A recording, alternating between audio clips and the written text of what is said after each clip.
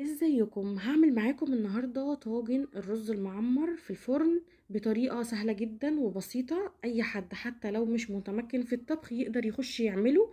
لازم 3 اسرار تكوني عارفاهم قبل ما تبتدي تعملي الرز المعمر عشان تعرفي هتطلعيه ازاي مظبوط يطلع معاكي مفلفل وما يكونش لازق في الطاجن واخد لون حلو من فوق.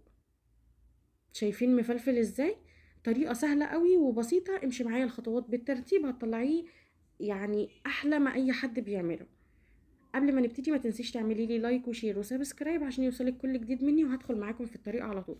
اول حاجه انا مشغله الفرن عندي درجه حراره عاليه وسايباه قبل ما اعمل اي خطوه من الخطوات دي عشان يسخن كويس. جبت الطاجن او البرام بتاعي او الصينيه اللي انت هتعملي فيها الرز المعمر. معايا مكعب صغير كده من الزبده. هبتدي اغلف الطاجن كويس جدا بالزبده او بالسمنه اللي موجوده عندك، المهم ان انا هغلفه كويس جدا من الجوانب ومن الارضيه بتاعه الطاجن. عندي المج او الكوبايه اللي انا هستخدمها، الكوبايه دي اللي هستخدمها في الرز وفي اللبن، نفس المج. انا حطيت منها 2.5 كوباية من الرز. خطوه مهمه، اول حاجه الرز يتنقع معاكي ربع ساعه، اظبطيهم على ساعه الموبايل بتاعك، ربع ساعه بالظبط الرز يتنقع وبعد كده تغسليه وتصفيه. حطيت الرز بتاعي بعد ما اتنقع ربع ساعة، نزلت بيه معلقة كبيرة من السكر ومعلقة صغيرة مليانة من الملح. ما تقلقيش هو مش هيطلع مسكر خالص. نزلت بمكعب من الزبدة، انا هحتاج مكعبين، مكعب هحطه دلوقتي والتاني هقولك كمان شوية. هبتدي اغلف الرز عندي بمكعب الزبدة ده كويس جدا. انا عايزة الرز كله يتغلف بالزبدة او بسمنة اللي انت عاوزاه. لو هتحطي سمنة يبقى معلقة كبيرة مليانة عشان الرز معايا يطلع مفلفل. عندي هنا القشطة بتاعتي دول 3 معالق كبار مليانين، لما تكون القشطة مجمدة كده بتبقى المعلقة محملة يعني، او علبة قشطة اللي هي بتتباع بره دي. انا خدت منهم معلقة واحدة بس على الرز. هسيب باقي الكمية دلوقتي. قلبتها كويس جدا وبعدين هنزل باللبن بتاعي. اللبن عندك يكون مغلي، نفس الكوباية اللي انا حطيت بيها الرز. انا حطيت 2.5 كوباية من الرز، هحط 2.5 كوباية من اللبن المغلي.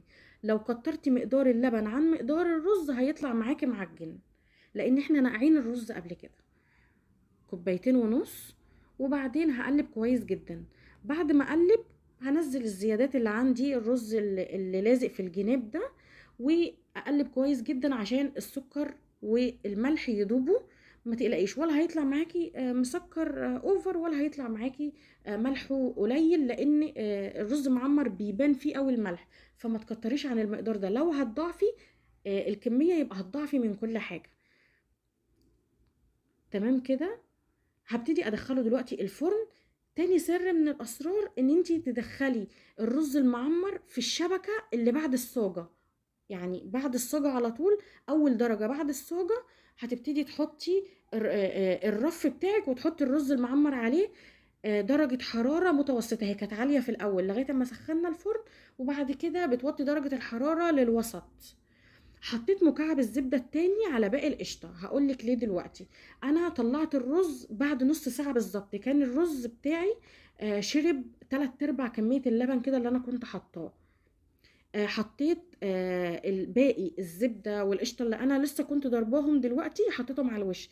ليه عملت الموضوع ده؟ انا كنت مشغلة الفرن من تحت، يعني الناس اللي الفرن بتاعها بيشتغل من تحت بس تعمل الخطوة دي. لو بيشتغل فوق وتحت هتشغلي من فوق درجة حرارة واطية ومن تحت وسط، وهتحطي الزبدة كلها او السمنة كلها مع القشطة وهتقلبي كله في قلب بعض. بس انا الفرن عندي بيشتغل من تحت بس. فحطيت الرز الاول لمدة نص ساعة، خرجته، حطيت عليه باقي القشطة بمكعب الزبدة اللي انا قلتلك عليهم، وهشغل الشواية دلوقتي وهتابعه. هدخل الرز لحد ما ياخد لون، وبعدين هحطه تاني على الصاجة بتاعة الفرن لمدة 10 دقايق على نار هادية جدا لحد ما يشرب باقي كمية اللبن. هيطلع معاكي بنفس الشكل ده،